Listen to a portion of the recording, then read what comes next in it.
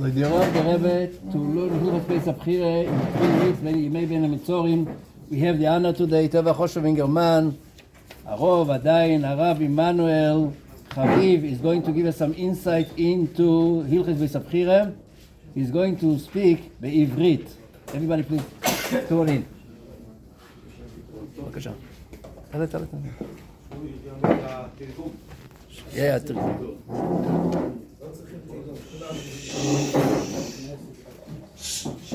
אנחנו נמצאים עכשיו זמן מאוד מיוחד שעליו נאמר כל רודפיה השיגוה בין המצרים.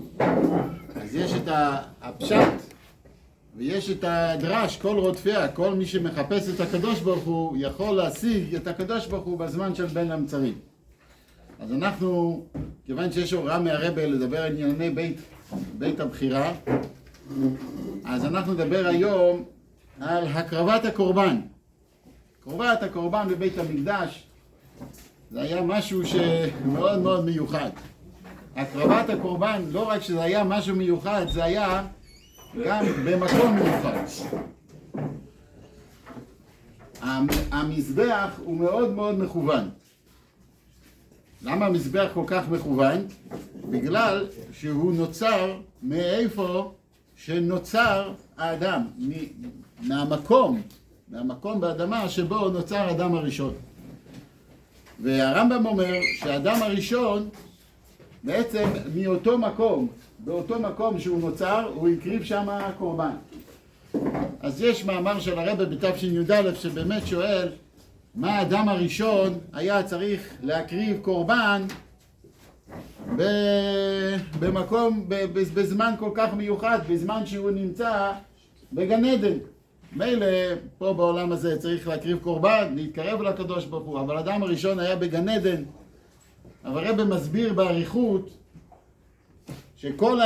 שיש מעלה עצומה בקורבן שעושים בגן עדן דווקא. כיוון שכל העניין הוא לעשות לו דירה יתברך בתחתונים. אז מה זה אומר לעשות לו יתברך דירה? אז אנחנו מפרשים את זה לנקות את הדירה כדי שהדירה תהיה מוכנה. אז אנחנו כל הזמן מנקים במשך כל הזמן הזה, מאז שהאדם הראשון נולד, אנחנו בעצם מאז שהוא יצא מגדן, אנחנו כל הזמן מנקים את העולם. אבל דירה זה לא רק לנקות את הדירה, דירה זה לחיות בדירה.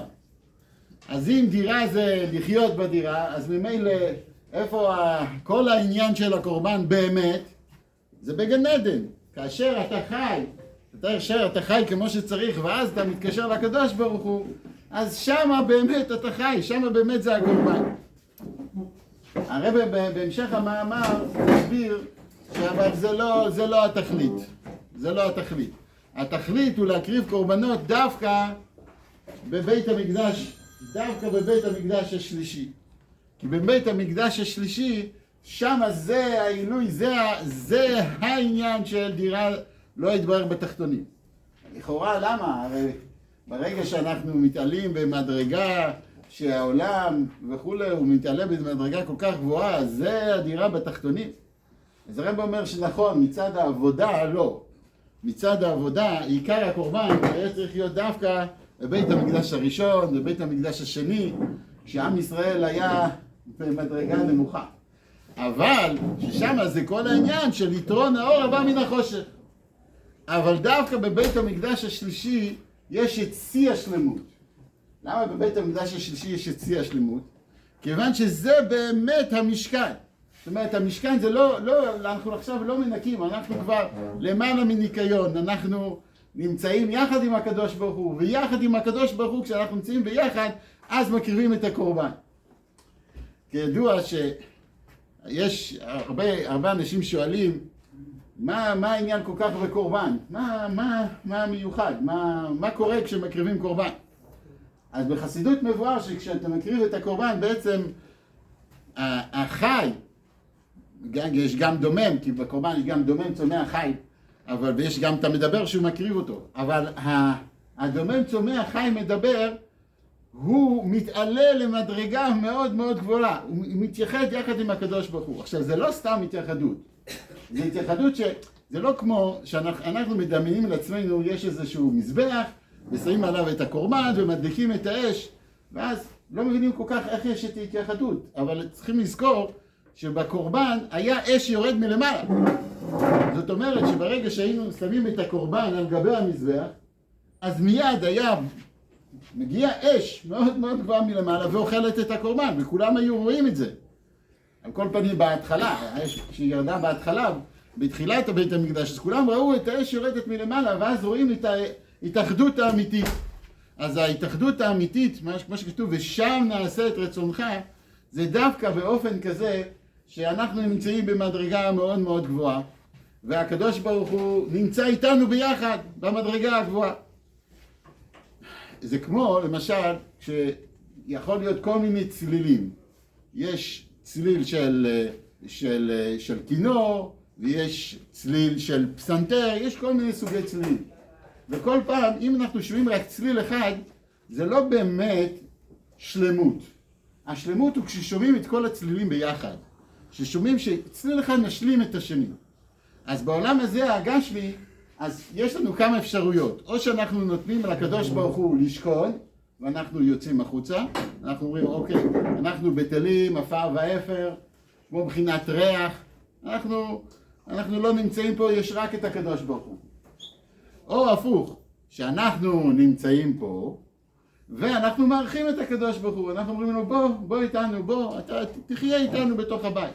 אבל זה לא השלמות. השלמות האמיתית היא תהיה כאשר אנחנו והקדוש ברוך הוא נהיה ביחד בהתאחדות אחת גמורה. דהיינו שהעולם הזה והקדוש ברוך הוא נראה בו את החיבור האמיתי, שזה בעצם הגילוי האמיתי בביאת משיח צדקנו.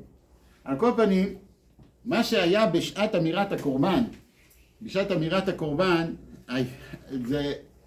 היו כמובן מקריבים את הקורבנות, אבל היהודים צריכים להיות נוכחים בשעת הקרבת הקורבן. למה?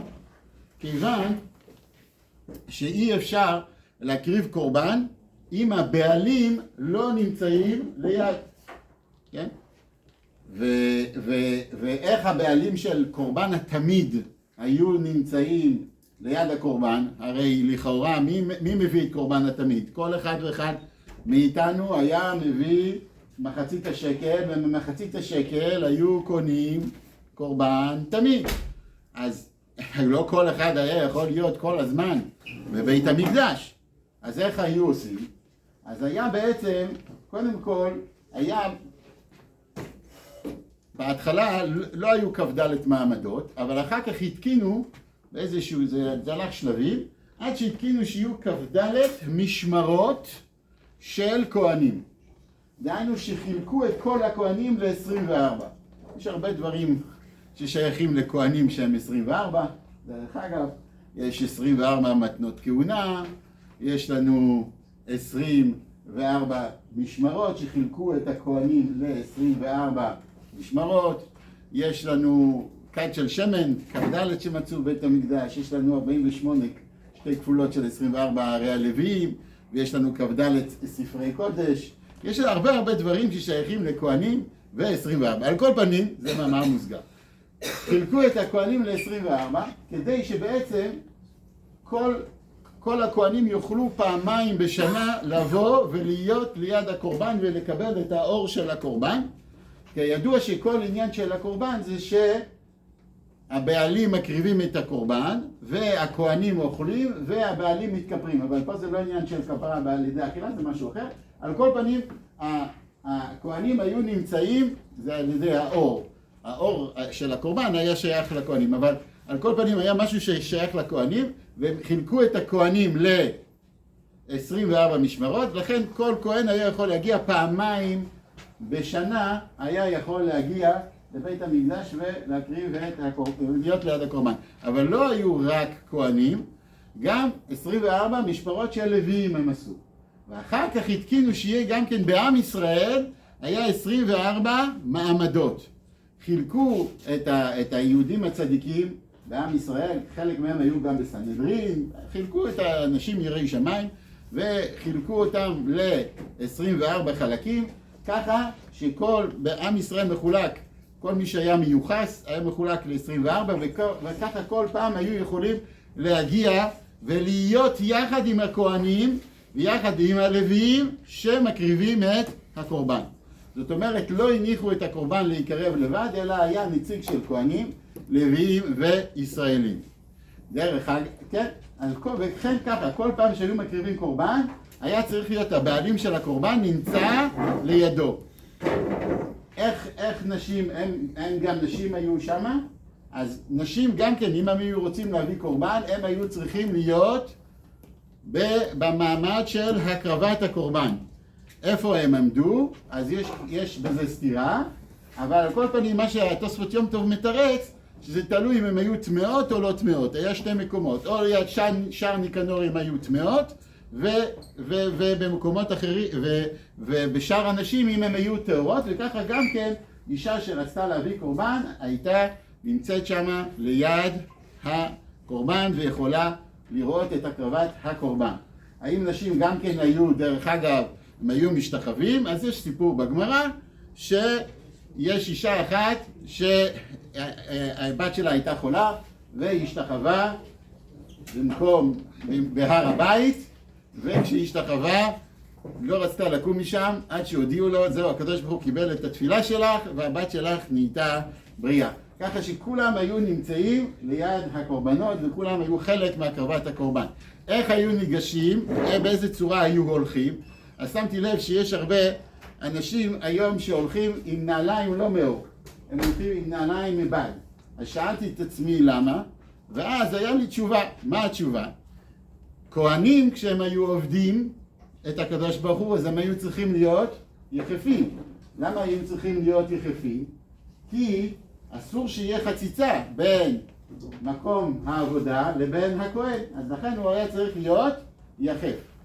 אבל עם ישראל, כשהוא היה עומד על הקורבן, כשהוא עולה להר הבית, לא לעזרה, להר הבית, כשהוא עולה להר הבית, אז יש באמת שאלה אם הוא צריך להיות יחף או לא. ולהלכה נפסק שזה בדיוק כמו יום כיפור וחליצה. נעל, כרי כתוב, לא יעלה אדם במנעלו ובסנדלו להר הבית. מה זה מנעלו ובסנדלו? זה נעל שכשרה לחליצה ושאסור ללכת בה ביום כיפור. אז ביום כיפור, חליצה אנחנו פחות יודעים, אבל יום כיפור כולם יודעים. ביום כיפור, באותו נעל שמותר ללכת ביום כיפור, ככה מותר ללכת להר הבית. על כל פנים, מי שרוצה להחמיר, יש כאלה שמחמירים גם ביום כיפור שלא הולכים עם נעליים, כי הם רוצים להרגיש את הרצפה, לא דווקא שנצטרך להחמיר כמו אותה דעה בהר הבית, ונוכל ללכת עם קרוקס או עם נעל שלא להחמיר כשיטת הראש שצריכים להרגיש את הרצפה, אני לא חושב. טוב, נראה, כשמשיח יבוא בעזרת השם אנחנו נתפלפל בדבר, אבל בינתיים, איך שנראה להלכה שאפשר לסמוך ללכת על נעל שהיא לא כשרה לחליצה, ושאנחנו יכולים, זאת אומרת, בנעליים מבעד, אז אפשר ללכת לעזרה. מי שרוצה להחמיר כמובן, אז ילבש גרביים. אבל ללכת יחף, זה לא טוב. אז בעזרת השם, שמי שיצטרך נעליים, כל אחד ילווה לשני. פעם הרב אמר, למה צריך שיהיה לכל יהודי שתי גרטלים? אני זוכר, הייתי בשיחה, כי ברגע שמשיח יבוא, אז יהיה יהודים שלא יהיה להם גרטל, אז אם יש להם שתיים, הם הולכים להוציא ולהביא את זה למישהו אחר. אז יש כאלה שיש להם כבר שתיים, אבל גם את השתיים הם מאבדים. בסדר, אז זה משהו אחר.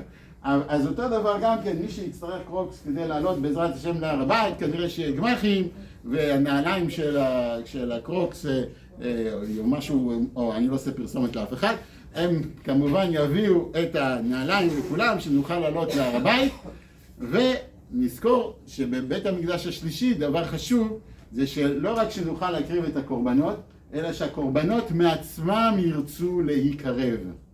דהיינו שהמטה יהיה כל כך זך, כל כך מזוכח, שזה לא יהיה כמו היום שנצטרך לסחוב את הבהמה כדי להיקרב, אלא הבהמה תרוץ ותבוא להיקרב, ועל ידי זה נזכה לראות, על ידי הדברים שאמרנו בעזרת השם, נזכה לראות את ביאת משיח תקף ומיד, ממש. Also, they have the rabbi to give tzedakah, but Sibu, maybe please give tzedakah on the tables.